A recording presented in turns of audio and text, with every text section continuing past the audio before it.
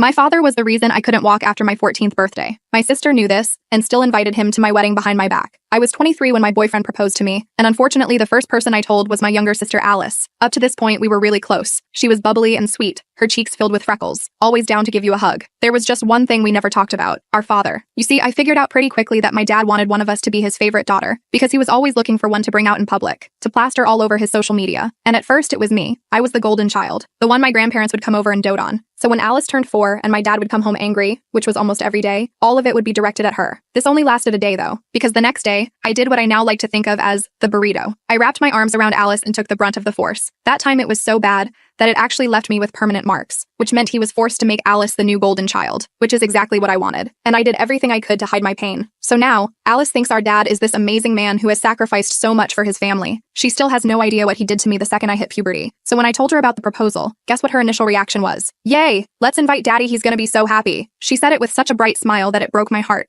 So I just pretended like I didn't hear her and switched topics. Because even if I wanted to invite him, I couldn't. There was no way my fiancé Tommy would be able to face him without laying hands on him. Me and Alice started spending a lot more time together after that. My fiancé had just gotten a promotion at his job, so she was the only person who would help me plan. And not just the fun parts like the dress shopping and picking the venue. She helped me with every nitty-gritty detail, down to the types of decorative flowers and colors of the napkins. One day, after a particularly hefty week of party planning, we decided to have a girls' night in. We went all out. White wine, the most unhealthy food we could find on DoorDash, chocolate-covered strawberries, and the Disney movie Tangled. And I guess it is true that nothing good happens after 2 a.m., because that's when she brought up our dad again. I really wish you'd make more of an effort to spend time with him, Gertrude. He really loves you, you know. Her words sent goosebumps up my arms. I even had to hold back a shiver. Can we please not talk about this right now? No. Her voice was stubborn, and I knew she wouldn't let it go until I gave her at least some sort of context as to why I effing hated him. Alice, do you remember my 14th birthday? Oh my gosh, yes. It was so fun. The way she lit up so easily always made me smile. Do you remember when he told everyone to leave because he wanted to have a special daddy-daughter dance with me? She nodded enthusiastically. Yes. And you were so tired after that you couldn't walk properly. She stopped herself mid-sentence. I didn't say anything else. I never wanted her to know. I just wanted her to stop mentioning that effing man around me anymore. For the rest of the night, we just sat in silence as we watched the movie, but I could tell it was on her mind, because the whole time her eyebrows were furrowed and she was staring at the window instead of the television screen. Plus, it's not like I was watching either. I was too busy wondering if I let my mouth speak too much, if I was a bad sister. Over the next few days, Alice was non-stop asking questions about our childhood. So after discussing it with my fiancé Tommy, and thinking about it long and hard, I realized something. Alice was 21, and I couldn't hide the truth from her forever. So I told her I'd answer all her questions until I got married, because I needed to leave the past behind. Turns out she had completely forgotten the memory of me doing the burrito, probably as a trauma response. But once I reminded her, I think everything finally clicked, because she asked if she could stay with me instead of our father, and every night I'd catch her under the covers crying. And whenever I walked in, she would apologize. I'm sorry for not knowing. I'm sorry for not thanking you sooner. I always tried to interrupt her and remind her that through it all, I just wanted her to be happy. This always made her smile, which in turn made me smile too. Then came the day of my wedding. My dress was long and white, doused with lace. I remember actually feeling so pretty, so strong, and Alice was so proud to be the one to walk me down the aisle. But when I got to the end, my heart was ripped out of my chest, because in the corner of my eye, I spotted my father, smirking. Alice ran over and lunged at him for a hug. I knew you'd make it, Daddy. I felt bile begin to rise in my throat. Just give him a chance, Gertrude, she yelled, unashamedly, but I could see the conflict in her eyes. She was trying to convince herself as much as me. The reception continued, but the joy had been sucked out of the room. I kept glancing at the exit, half expecting my father to reappear. Tommy noticed and squeezed my hand. He's gone, Gertrude. Try to enjoy the rest of our wedding, he whispered. I nodded, but the knot in my stomach wouldn't unravel. Alice stayed close to me for the remainder of the reception, her eyes red-rimmed and puffy. She barely touched her food, and when it came time for her maid of honor speech, she stumbled through it, her voice cracking. Later that night, after we'd said goodbye to our guests and retreated to our hotel suite, Tommy held me as I finally broke down. I'm sorry, I sobbed into his chest. I'm sorry he ruined our wedding. Hey, nothing's ruined, Tommy said, stroking my hair. We're married, that's all that matters. But I couldn't shake the feeling that my father's appearance was just the beginning of something worse. His parting words echoed in my mind. This isn't over. The next morning, I woke to find Alice had texted me multiple times. I'm so sorry about yesterday. Can we talk before you leave for your honeymoon? Please, Gertrude. I need to explain. I'm at your apartment. I'll wait until you get here. Tommy and I weren't leaving for our honeymoon until the following day, so we headed back to our apartment. Alice was sitting on the floor outside our door, hugging her knees to her chest, her copper hair falling in tangled waves around her face. I've been so stupid, she said as soon as she saw me. Her eyes were swollen from crying, the freckles standing out starkly against her pale skin. I believed everything he told me. I helped her up and led her inside. Tommy made coffee while Alice and I sat at the kitchen table. He called me last month, she began, staring into her mug. Said he'd heard about the wedding through a family friend. He sounded different, remorseful. He told me he'd been in therapy, that he'd realized how badly he'd treated you. I felt my jaw tighten. And you believed him. I wanted to, she admitted, her voice barely above a whisper. He's our father. I thought if he could change, maybe we could be a real family. Alice, I know, she interrupted. I know now, but he was so convincing, Gertrude. He cried on the phone. He said his biggest regret was losing his relationship with you. Tommy snorted from the kitchen. Manipulative bastard. Alice nodded miserably. After you told me about what he did to you, I still couldn't fully accept it. I kept thinking maybe you were exaggerating, or maybe it was a misunderstanding. A misunderstanding? My voice came out sharper than I intended. I'm sorry, she whispered, tears welling in her eyes again. It was easier to believe that than to face the truth. But yesterday, when he showed up, the look in his eyes when he saw you, she shuddered. I saw it. What you've been trying to tell me all along. I reached across the table and took her hand. It's not your fault. He's always been good at making people see what he wants them to see. There's something else, Alice said, her voice dropping. He knows where you live. My blood ran cold. What? I didn't tell him, I swear. But when I called him about the wedding, he already knew your address. He said he'd been keeping tabs on you. Tommy cursed under his breath. We need to change the locks. Today. I don't think that's enough, Alice said, her eyes wide with fear. Last night, after he left the wedding, he called me. He was different, cold. He said things about you, Gertrude, horrible things. He said you'd always been a liar, that you made up stories about him to get attention.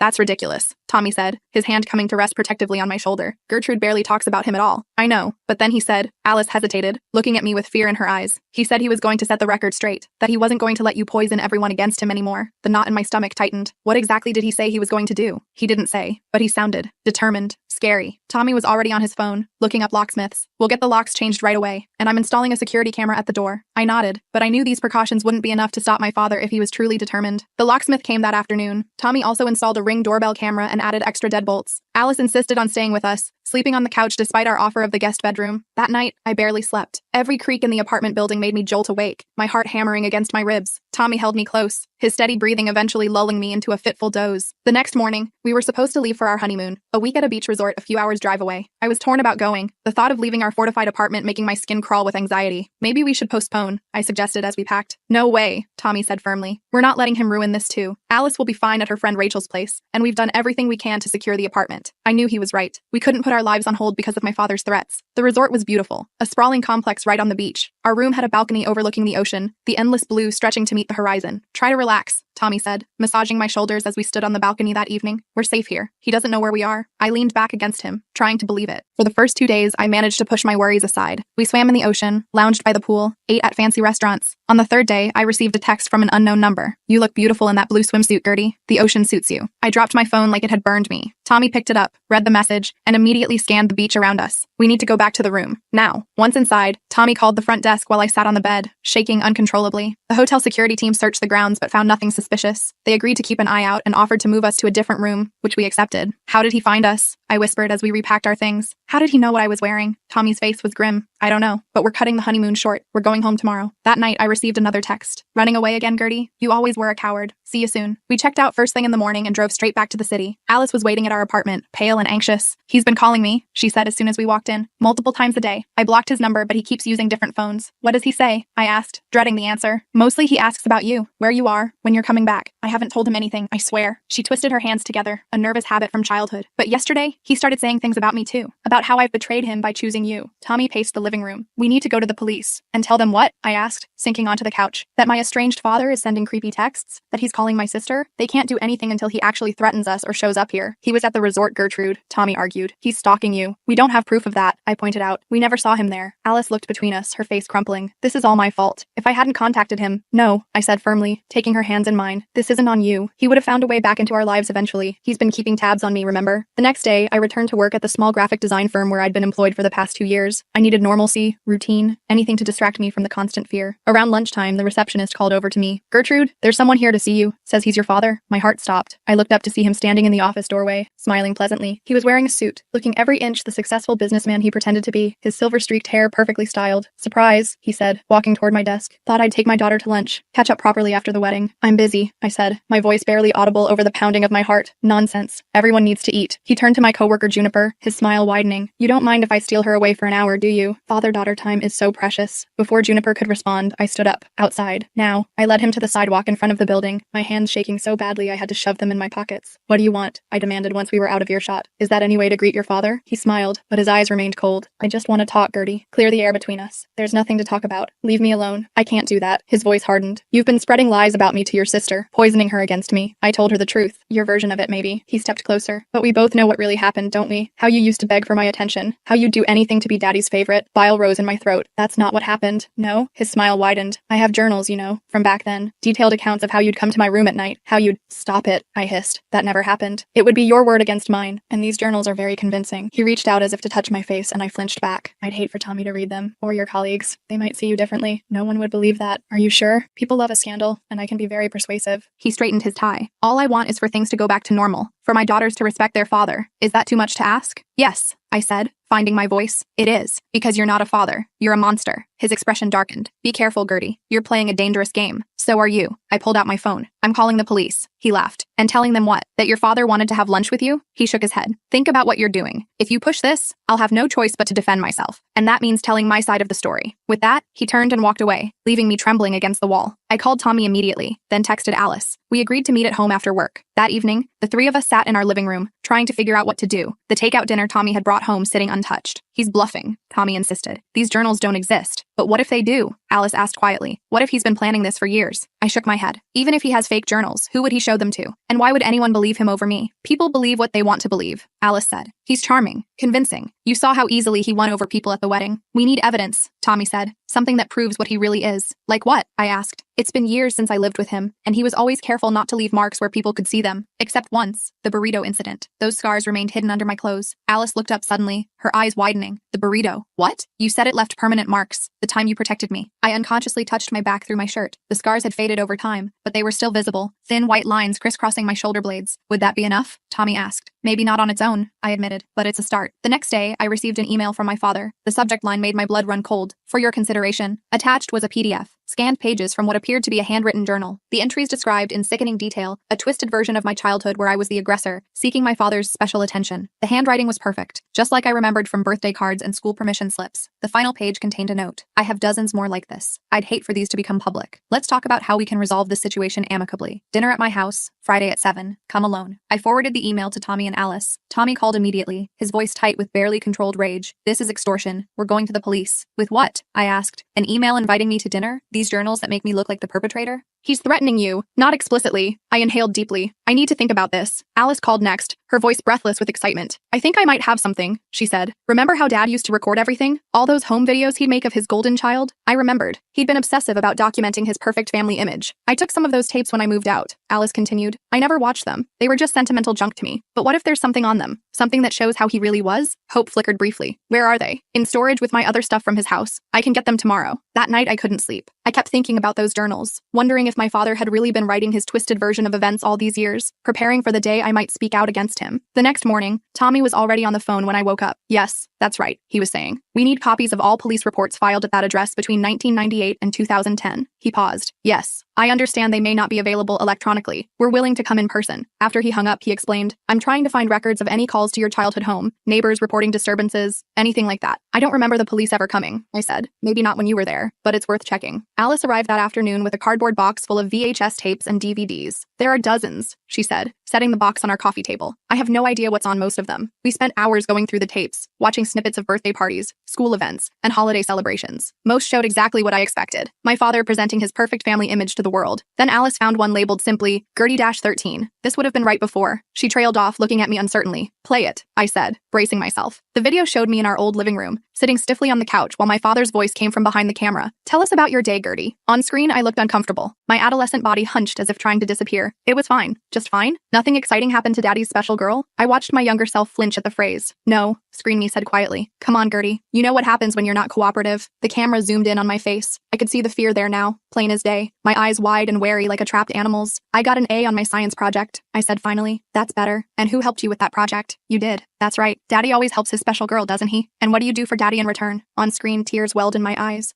I'm good. You're good how? Say it properly. I'm good for you. Only you. The video cut off abruptly. The three of us sat in stunned silence. That's Tommy couldn't finish. Grooming? Alice whispered, her hand covering her mouth. He was grooming you. On camera. I felt numb, disconnected from my body. Seeing it from the outside, hearing his voice, seeing my fear, made it all horrifyingly real. There might be more, Alice said, digging through the box with renewed purpose. We found 2 more videos that showed similar interactions. My father's voice becoming increasingly possessive, my responses growing more fearful and rehearsed. This is evidence, Tommy said. Real evidence. I nodded slowly, a plan forming in my mind. But is it enough? Before anyone could answer, my phone buzzed with a text from an unknown number. Looking forward to dinner tomorrow, Gertie. Don't forget, come alone, or those journals go public. I showed the message to Tommy and Alice. You can't go, Tommy said immediately. I have to. I gestured to the TV. This might be evidence to us, but to everyone else? It's ambiguous. Creepy, yes, but not definitive. If he releases those journals, people will believe him. So what's your plan? Alice asked. I'm going to get him to confess. On record. Tommy and Alice immediately protested. Absolutely not, Tommy said. It's too dangerous. Alice nodded vigorously. He could hurt you again. You can't be alone with him. I held up my hand. I won't actually be alone. That's the point. I picked up my phone. I'll record everything. Get him to admit what he did. And how exactly do you plan to do that? Tommy asked. He wants to feel powerful, in control. If I act scared, vulnerable, he'll gloat. He always did. I don't like this, Alice whispered, hugging herself tightly. What if something goes wrong? That's why you two will be nearby, I explained. Not inside, he'd notice, but close enough that if anything happens, you can be there in seconds. After hours of discussion, we finally had a strategy. I would go to dinner as requested. Tommy and Alice would wait in a car down the street, monitoring the audio feed from my phone. I would wear a second recording device, a small voice recorder tucked into my bra, as backup. That night, I barely slept. Every time I closed my eyes, I saw my father's face, heard his voice calling me his special girl. Friday evening arrived with cruel swiftness. I stood in front of the mirror, examining my reflection. I'd chosen my outfit carefully, a modest blouse and jeans, nothing that could be misconstrued as provocative. My hair was pulled back in a simple ponytail, my face free of makeup. You don't have to do this, Tommy said from the doorway. I met his eyes in the mirror. Yes, I do. He crossed the room and wrapped his arms around me from behind. I'll be right outside. One text and I'm coming in. Alice was waiting in the living room, her face pale with worry. I found something else, she said, holding up a small tape recorder. It's better quality than your phone, and it has longer battery life. I took it gratefully, testing it before slipping it into my pocket. Thank you. The drive to my father's house felt surreal. I hadn't been there in years, not since I'd moved out at 18. As we approached, I recognized the manicured lawn, the pristine exterior, always perfect on the outside, the rot hidden within. Remember, Tommy said as he parked down the street, we'll be listening the whole time. If anything feels wrong, use the code word. We'd agreed on childhood memories as my signal for them to intervene. I kissed him goodbye, then walked the short distance to my father's front door. Each step felt heavier than the last. Before I could knock, the door swung open. My father stood there, smiling that familiar smile that never reached his eyes. Gertie, right on time, always so punctual. I forced myself to meet his gaze. Let's get this over with. He chuckled, stepping aside to let me in. Still so direct. Some things never change. The house looked different. New furniture, different color scheme, but the layout was the same. I could still map every escape route, every hiding spot, just as I had as a child. Dinner's almost ready, he said, leading me to the dining room. I made your favorite, pot roast with those little potatoes you used to love. The table was set for 2, complete with candles and wine glasses. It looked like a date, not a father-daughter dinner. My skin crawled at the implication. I'm not hungry, I said, the smell of the food making my stomach turn. Sit anyway. His voice hardened slightly. We need to talk. I sat, positioning myself so I could easily reach the door if needed. He disappeared into the kitchen, returning moments later with 2 plates of food. Wine, he offered, holding up a bottle of deep red liquid. I shook my head. I need to drive home. 1 glass won't hurt. He poured anyway, pushing the glass toward me. To family reconciliation. I left the glass untouched. Is that what this is? Of course. He took a sip of his own wine. I want us to put the past behind us. Start fresh. By threatening me with fake journals? His smile didn't waver, but something cold flickered in his eyes. Those journals are very real, Gertie. I started writing them when you were 12, right around the time you started showing interest. I felt sick but forced myself to stay calm, to remember the plan. That's not what happened. No? He set down his glass. Then what did happen? From your perspective. This was it, my opening. I took a deep breath. You know exactly what happened. You abused me. Physically at first then. I couldn't finish the sentence. Such imagination, he sighed, cutting a piece of meat with surgical precision. You always were creative. Remember those stories you used to write? Always about princesses being rescued from towers. He leaned forward. But we both know you were never interested in being rescued, were you? You liked our special time together. I dug my nails into my palms under the table. I was a child. You were supposed to protect me. I did protect you. From the world. From boys who would have used you and discarded you. His voice was soft, reasonable. Everything I did was out of love. Love? I couldn't keep the disgust from my voice. You call what you did to me on my 14th birthday love? A flicker of something crossed his face, quickly masked. You were always so dramatic about that. It was a dance, a special moment between father and daughter. You warped me, I said, the words burning my throat. After everyone left, you took me to your bedroom and you wrupped me. He set down his fork with deliberate slowness. Be very careful about what you're saying, Gertie. False accusations have consequences. They're not false. We both know what happened. What I know, he said, his voice hardening, is that you were always seeking attention, always trying to be special. And when Alice started getting more attention than you became desperate. I almost laughed at the absurdity. I wanted Alice to get attention. I protected her from you. Protected her?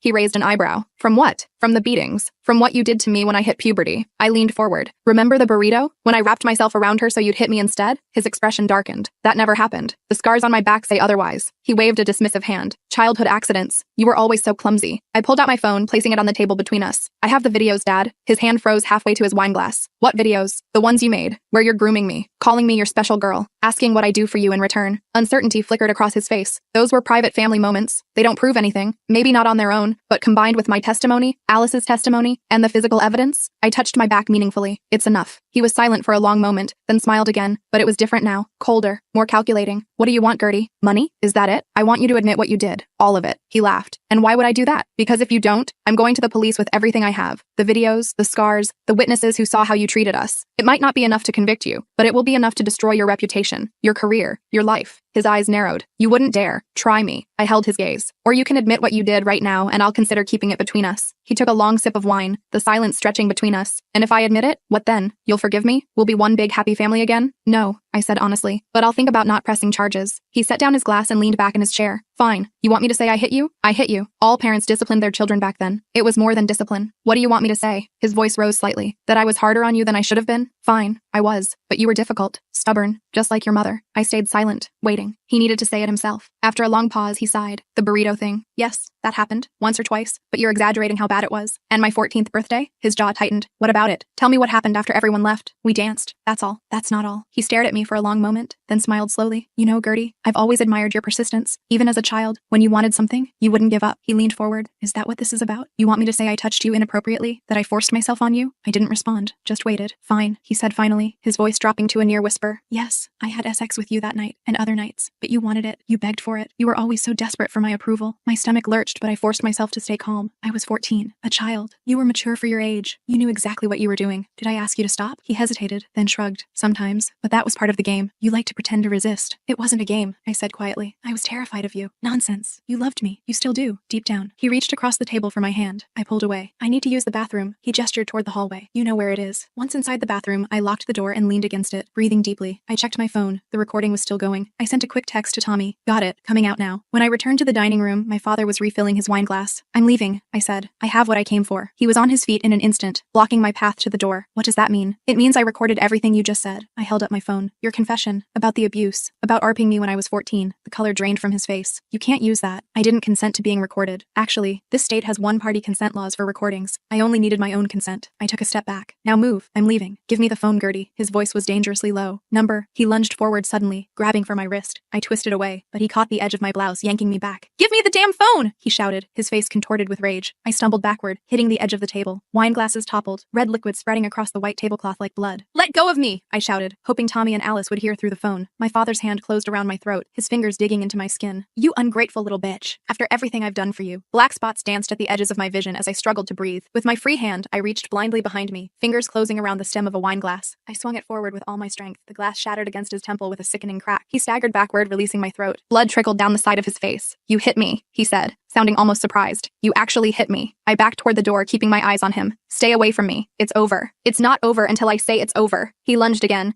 but this time the front door burst open behind me. Tommy charged in, followed closely by Alice. Get away from her, Tommy shouted, positioning himself between me and my father. My father froze, looking from Tommy to Alice, then back to me. You brought them? After I specifically told you to come alone? Did you really think I'd trust you? I asked, my voice hoarse from his grip. Alice stepped forward. We heard everything, Dad. Everything. For a moment, he looked genuinely frightened, a cornered animal realizing it had no escape. Then his expression hardened again. It won't hold up. I'll say I was coerced, that you threatened me. With 3 separate recordings, I pulled the voice recorder from my pocket. And witnesses who heard you attacking me just now? I don't think so. He looked at each of us in turn, calculation clear in his eyes. Then, unexpectedly, he laughed, a hollow sound devoid of humor. My clever Gertie, always one step ahead. He sank back into his chair, suddenly looking older, smaller. So what now? Police? Prison? Public humiliation? That depends on you, I said, my hand finding Tommy's. Stay away from us. Completely away. No contact, no messages, nothing. Move away if you have to. If you do that, maybe these recordings stay private. And if I don't, then everyone hears them. Your colleagues, your friends, the police, everyone. He considered this for a long moment, minute, then nodded slowly. You win, Gertie. For now. We left him sitting there, surrounded by the ruins of his carefully planned dinner. None of us spoke until we were safely in Tommy's car, driving away from the house I'd never have to see again. Are you okay? Tommy asked, glancing at me with concern. Your neck. I touched the tender skin where my father's fingers had dug in. I'm fine, or I will be. Alice reached forward from the back seat, squeezing my shoulder. You were amazing in there. So brave. We all were, I said, taking her hand. The next few weeks passed in a blur of cautious normalcy. My father sold his house and moved to another state, just as we demanded. I kept the recording safe, insurance against any future contact. Alice moved into her own apartment, but we spoke daily, our bond stronger than ever. Tommy and I finally took a proper honeymoon, a cabin in the mountains, far from any reminders of the past. On our last night there, sitting on the porch watching the sunset, he asked me a question I'd been expecting. Do you regret not going to the police? I thought about it carefully. Sometimes. But this way, we control the narrative. The recordings stay private unless he forces our hand. I leaned against his shoulder. And honestly, I'm tired of my life revolving around him. This way, it's over on my terms. It wasn't a perfect ending. The scars, both physical and emotional, would always be there. A part of my history I couldn't erase. But as I sat with my husband, watching the sky turn from gold to deep blue, I felt something I hadn't expected. Peace. My father no longer had power over me. The truth was out, acknowledged. Alice knew everything and still loved me. Tommy had seen the worst of my past and stood by me through all of it. For the first time in my life, I was truly free.